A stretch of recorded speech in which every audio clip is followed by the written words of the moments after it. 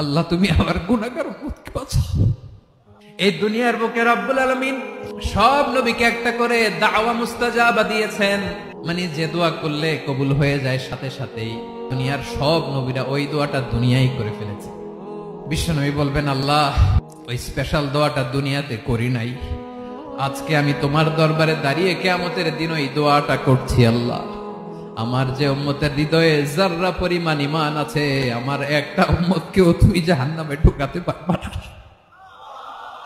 বিশ্বনবী পাগলের মতো একবার হাউজে কাউসারে যাবেন, একবার সিরাতে যাবেন, একবার পুলসিরাতের দিকে, একবার হাউজে কাউসারের দিকে, পাগলের মতো দৌড়াতে থাকবেন, তার কোন গুনাহগার উম্মত যাতে জাহান্নামে ঢুকে না যায়।